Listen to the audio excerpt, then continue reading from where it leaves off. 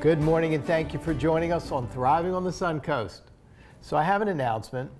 I've decided to take some time off from doing my weekly TV show to focus more on my Comfort Keepers business. I have a calling.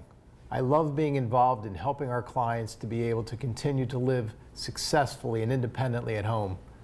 As you'll see on my last show, which will be next week, I'll be unveiling some unique technologies. The technologies are to enable our clients to age in place. And these technologies are changing daily. I believe we can enable our clients to live independently on a cost-effective basis. You won't want to miss next week's show. And I do miss being more involved with and in giving our clients and families that peace of mind that only comes when you know someone who cares is always there for you. At Comfort Keepers, my promise is that we are always there for you. So call me anytime. I'll be happy to meet with you. And as I know these last few shows, I will continue to provide you with information and education that I've continually strived to provide. I will continue to promote education through community involvement, and you can follow me on our Facebook page, which is Comfort Keepers of Sarasota, Bradenton, and Venice, where I will continue to showcase information you will want to know. So on to today's show. Most of us know that someone or a loved one with some degree of dementia, you're probably even concerned about getting this disease yourself. Let's face it, current statistics show that by the time a typical American reaches age 85, their risk of displaying Alzheimer's rises to a startling 45%. The good news is that many studies show that an adherence to the right diet, a 52% reduction in the rate of developing Alzheimer's disease is possible. Just as astounding are the clinical studies showing reversals of cognitive dysfunction in the elderly. All these results were without drugs. Here to discuss the potential causes and practical steps that you can take to stay mentally sharp into your later years is an old friend, Dr. Miguel Rivera. I've collaborated with Dr. Rivera in the home care field for many years, and we've always appreciated his unique perspective in how he treats his patients. Dr. Rivera is an adult psychiatrist in private practice in the Sarasota area for the last 15 years. He's been dedicated to the care of patients in nursing homes and rehabilitation facilities, assisted living, particularly those with dementia units, dealing with the more difficult situations. He's had great results and strongly endorses and encourages the use and implementation of holistic alternatives in the care of dementia-related symptoms. He believes that they can be powerful tools in minimizing the use of potentially dangerous medications. Since 2013, the focus of his practice has been more of a home-based dementia care, taking that knowledge and expertise gained in working with those with the severe forms of dementia, and he'll be helping those who are still at home or in an ALF to remain as independent and functional as possible for as long as possible. He's a highly sought speaker both locally and internationally. Dr. Rivera, welcome back to the show. You've been here before and it's always educational for us, and we appreciate you taking time out of your busy schedule. So let's jump right into it. Medications are, a lot of people are doing things that seem to be contraindicated to the medications that they're taking and the problems that they're having. They're doing some things on maybe a generic basis that may be interfering with the usefulness of what they're doing. So can you address that for us? Sure. Mike, I think that one of the most important things, and probably the most important thing that I do is when I do an evaluation is to review the medications that the patient is taking. What the data shows is that at least half of the patients diagnosed with dementia are taking at least one medication that is making them worse. And this can be from over-the-counter medications, things like Benadryl, which is in many antihistaminic, cold medications, allergy medications, also in sleeping medicines, also use diphenhydramine. That is a medication that is well known to make people's cognition worse. Things like H2 blockers for the stomach, things like Pepcid, Zantac, Tagamet, are Beer's criteria medications, which is a list that you can find online, Beer's criteria or Beer's list. And there's a list of medications there that the elderly should avoid. This list also includes, for example, prescription medicines like bladder medications, which are particularly notorious. And it's interesting because urinary incontinence is a senior citizen problem most of the time. And the medications that are meant to address them are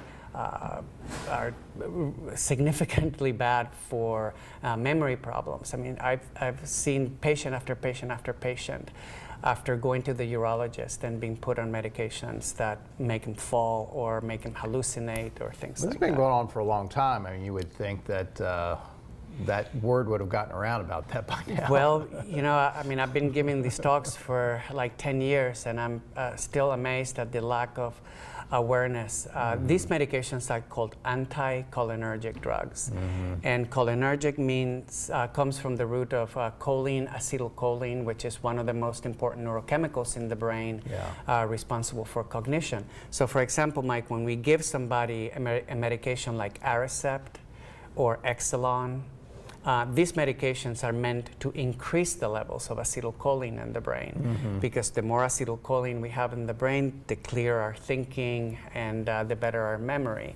However, if you're taking Aricept and you're also taking a medication for the bladder like Ditropan or Detrol, and taking medications for the stomach, you can really be working against the medicines that are there to help. So let's talk about medications for a minute. Obviously, there's a limited amount of what is on the market today. How well are they working, and what do they accomplish? Okay. If we talk about the natural history of the disease, which is when the disease begins and when it ends, either through death, usually, those medications do not affect the natural disease, meaning they do not lengthen your life. They do not, in the long term, really affect the progression of the disease. However, in the short term, they may provide some benefit. And for example, I can tell you that my 85-year-old dad and my 76-year-old mom are both taking medications for dementia. They're both taking Namenda, and they're taking acetylcholinesterase inhibitor like Aricept as well. And it's been a godsend for the two of them. So again, these medicines, in terms of the overall progression of the disease, don't do very much. But in the short term, they can enable, for example, a person to remain at home. With the help of Comfort Keepers, I'm keeping my mom healthy. I'm keeping Dad on schedule. I'm keeping my mom happy. Comfort Keepers in-home professional caregivers can provide meal planning and preparation, health and wellness services, and personal care services through custom care plans that can change as needs change, so your aging loved ones can stay happy and healthy in their own home. Comfort Keepers, keeping the comfort of home. Let's face it, life happens, and the laws change daily. Attorney Joseph Len can help guide you with legal issues you may face while aging. Len Law has helped countless clients in Sarasota and Port Charlotte in assistance with guardianships, Medicaid planning, VA planning, estate planning, wills and trusts, probate, and Social Security disability claims. I'm elder law attorney Joseph Len. At Len Law, seniors matter. Your rights matter. And the legacy that you built matters. The Harvey Center for Integrative Medicine is helping people every day to thrive and live healthy, vital lives. Our integrative approach combines conventional medicine with holistic and innovative therapies to help you achieve optimal function. Are you ready to function at 100% of your ability? Dr. Fred Harvey customizes tools and treatments to achieve optimal wellness at any age. Hi, I'm Dr. Fred Harvey. Do you want to feel vital? Welcome back. I'm here with Dr. Miguel Rivera, private in-practice psychiatrist dealing with dementia specialties. We were talking about medications and things like that before we went to break. Let's talk about behaviors. In our experience in home care, there's a lot of similarities of some problems with people with dementia. One of the biggest challenges for caregivers, whether they be private agencies or even the family, is to help people with their personal hygiene. There seems to oftentimes be a situation where people all of a sudden they don't want to shower, or they are afraid of the shower, What's been your experience, and how can we help people through some of those problems? Okay. Bathing is probably the most difficult of activities of daily living for people with dementia. And there's many reasons for that. As the disease progresses, the person may not understand what is happening. They may be cold, they may be afraid, perhaps a person that they're not used to may be providing the care. And all of a sudden wanting them to come and get undressed. Exactly. Yeah. So a lot of dignity issues and things like that. It has to be approached very delicately and and there's professionally. no cookie cutter approach to this. What some of the recommendations that I usually give people is try to schedule the bath or the bathing for that time of the day in which the person is usually in better spirits. That usually tends to be in the mornings. People with dementia tend to be a little bit more active and perhaps confused or restless in the afternoons. So mornings tend to be a better time. However, the person's previous routine may also be important. For example, if they always like to shower at night or bathe at night, then for that particular person, that may be something significant. Also, we have found the use of music to be really effective. And actually there are... I don't think anybody really thinks about that. I mean, we always talk about singing in the shower, but we don't put the music on. Absolutely. And there's actually research studies that have been done because this is a real issue, the agitation during personal care and during bathing. And what the studies show is that if you play people's favorite music, they'll do better. And actually, it's one of the things that when I worked at the Pines some years back, it was some of the alternative modalities that I introduced into the memory care unit was that I got an iPod with some wireless speakers, and we loaded up like the best of the 40s, the 50s, the 60s, country, gospel, and whatever the person liked, we played their favorite music, and we saw a significant decrease in agitation. And I've seen some of your videos and other videos online that are just astounding about how people potentially really come out of their shell and connect with music. Absolutely. People, for example, that have already lost their capacity to speak, Yeah. you put them in front of a piano, like, that movie is out on Netflix, it's called Alive Inside. That was crazy. And they'll play the piano and they'll sing. It was so inspiring. Absolutely, Yeah. I think some of the videos from that movie have gone viral, Sure. And I think it's created, it's helping to create a better awareness of the real power of music. Music is one of the most activating activities for the brain. So not only is it I think we all overlook having enough music in our life, but it's amazing what it can do for the people with dementia in terms of creating a better mental state, but also what it can do for people who are trying to avoid it. Because like you said in your introduction, that by the time folks in our society get to be in their mid-80s, it's almost 50-50 chance of having Alzheimer's. Well, to learn a new instrument, for example, is a highly cognitive ability that uses different parts of the brain, engages cognition in different ways. And for example, we know that dancing is one of the most neuroprotective activities we know. Many systems are involved. You listen to the melody, that's right brain, you listen to the tempo, that's left brain, and then you take that information, then you have to use your motor system and dance to it, and hopefully do it with some kind of grace. So that's the key. Does it have to be graceful? So it's a whole brain involvement, and the more I think brain so many systems. people love to dance anyway, and It's now a they great. have an excuse. It's to a go great out and take activity. lessons or whatever. It's a great activity. Absolutely. Yeah. So yes, try it. Make sure that the bath is warm. Make sure that it's well lit. That you're providing the person with some dignity, and then play their favorite music. Yeah. I know that there was a company that had a program out there that had music that would change the tempo, as you said, different times a day, to stimulate behavior or relax behavior. So it all makes sense. Absolutely. Yeah. Now, you mentioned time of day. Can you explain what sundowners is? Because I think a lot of people are dealing with that. Well, I guess the term sundowning is loosely used to denote the fact that people with dementia tend to be more active, more restless, more confused, more agitated, perhaps, in the latter part of the day. Now, it's interesting because we notice it. I mean, all you need to do really is go to a memory unit in the morning and show up like 3 or 4 o'clock in the afternoon. You will see that things are completely different. And we don't understand why that happens. People say, well, it's got something to do with the visual cues. As the day goes on, there's less light and people react to that. There's other schools of thought that it has to do with getting tired, lower levels of energy.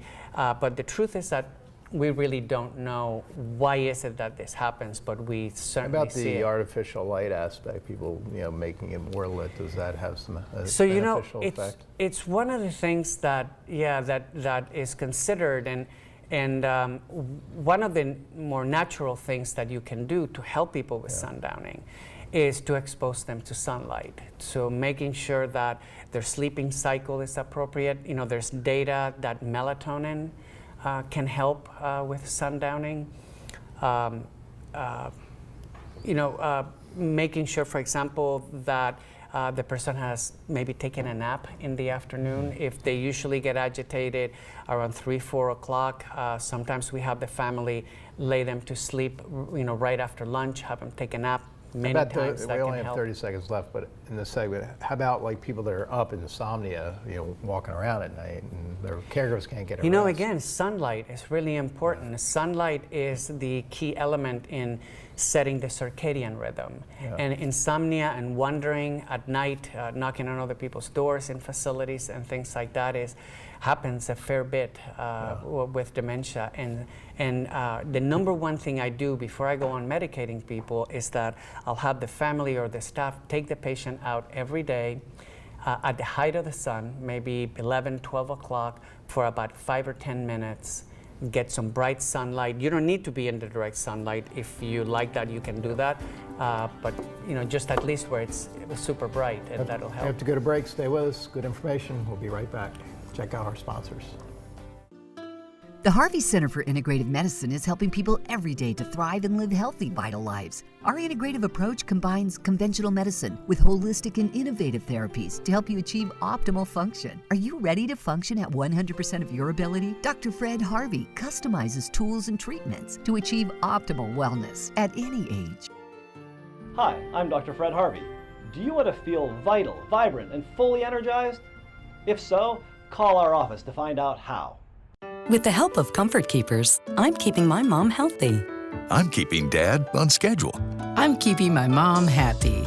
Comfort Keepers in-home professional caregivers can provide meal planning and preparation, health and wellness services, and personal care services through custom care plans that can change as needs change, so your aging loved ones can stay happy and healthy in their own home. Comfort keepers, keeping the comfort of home. When a stroke or injury impacts your life, we're here to help you get it back. With our dedicated team of specialists, personalized treatment plans, the most inventive technologies, and a coordinated approach to recovery. This is more than just rehabilitation. This is a higher level of care. Hey, welcome back. I'm here with Dr. Miguel Rivera. We're talking about dementia. I've heard a lot of your talks around town, internationally even, and you're a big proponent on helping people understand some of the things that could help us avoid getting dementia. It seems like we're on that slippery slope.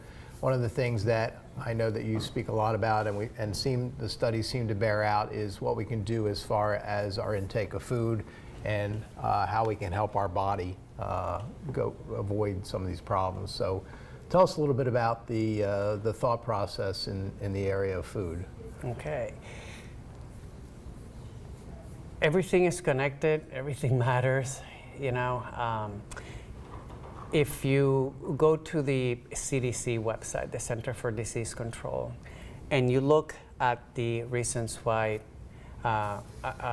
Americans, people in our society, are dying, you will see that the top causes are cardiovascular disease, cancer, stroke, diabetes, Alzheimer's disease. You know, there's respiratory infections and accidents in there.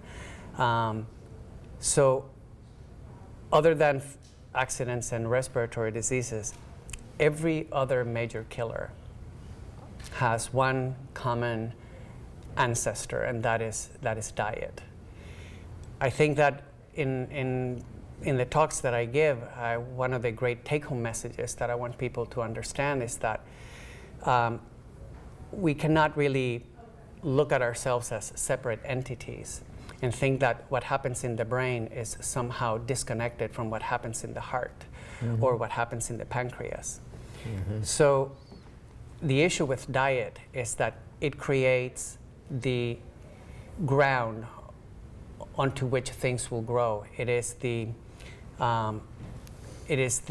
sets the, let's say, the rules of the game. It's pretty much been proven diet, causes inflammation. You know, that's it. And the latest word is a pro-inflammatory diet. And what we know is that the Western diet, which is a diet that is predicated on a high amount of animal products and animal protein, lots of refined sugars and processed products, those things lead to a state of chronic inflammation, and this state of chronic inflammation is the breeding ground for cardiovascular disease. So in the heart, it creates arteriosclerosis. In the brain, it does the same thing. People get strokes. In the immune system, it weakens it so that people get cancer. It affects the endocrine system. It increases the risk of diabetes. Our best chance is to lead a lifestyle that promotes a low risk for cardiovascular problems. We know that Alzheimer's disease and cardiovascular disease are intimately related. I gave a talk some time back for a mild cognitive impairment group, and there were about 50 people there, and I asked them, those who have the mild cognitive impairment, please raise your right hand. And when they identified themselves, I said, no, please raise your left hand if you also have a cardiologist. And they all had a cardiologist. So seems like anybody over 50 has a cardiologist these days. I don't. It's really important, Mike. It's the one thing that we do several times a day. It was one of these realizations, Mike, that I had when I was in medical school. Which was, when we take a medicine, we put it in our mouth and we swallow it, and we have the expectation that this is going to do something. I mean, if we take a blood pressure medicine, we anticipate that this medicine is going to lower our blood pressure. If we have a headache and we take an aspirin, we expect that this is going to do something in us. Yet we take food in without that awareness. We take food in as if it was just a matter of just eating something that tastes in a particular way, or that it's convenient, or that will satisfy how I feel at the moment. But it's doing something. I mean, it's either helping you, it's either aligning your body with better health. I mean, as you well know, over the last 5 years, the importance of the gut has come into more and more prominence, the gut-brain axis, the importance of the bacteria that grow in our gut as predictors for how we feel in terms of depression. We know that people that have certain bacteria in their gut that are the most abundant with the Western diet have higher rates of depression. We know that when you give people probiotics, they feel better. We know that there is actually a whole new branch of study, neurobiotics.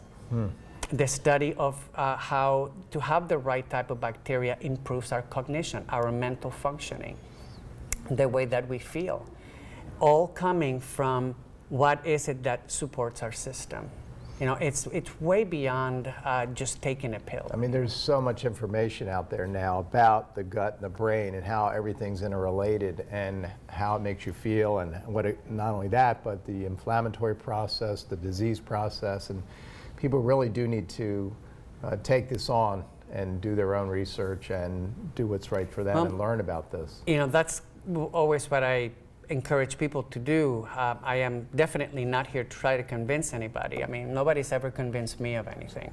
I just hear the information, I take it in, it makes me curious. Yeah. And then I go and it takes effort. And it takes effort. It's a lot more different than just taking a pill and expecting to get better. Well, hopefully, Mike, we can be kind of earnest about our lives. You know, I mean, how many of us are really choosing based on who we are today, as opposed to making choices based on how we were or the things that we were taught as a child, and we continue to act on behaviors and actions that are... So we have a minute left. Give us some other parameters of things that people should be thinking about doing to prevent this eventuality that we're statistics are saying. Yeah, make conscious choices, you know, find out how you really feel about things. You know, we know that to begin to make a headway towards a plant-based diet, you know, we know that a Mediterranean diet, you know, which is mostly fruits and vegetables, olive oil, no red meat, you know, very little chicken if anything, occasional fish, you know, mostly a plant-based diet with a little bit of fish and a little bit of wine. And we know that gets people into lower cardiovascular risk, better weight control, lower incidence of dementing illnesses. Got to have the exercise, got to have the brain stimulation. You know, exercise is the other thing that has been pretty incontrovertibly found to be effective. And in particular, Mike, racket sports. We're out of time. I'm Okay. sorry. We could go on forever. Give Dr. Miguel Rivera a call if you have a loved one that needs a little help with dementia, staying home. Give me a call if I can help them stay there. Thanks for watching. We'll enjoy having you.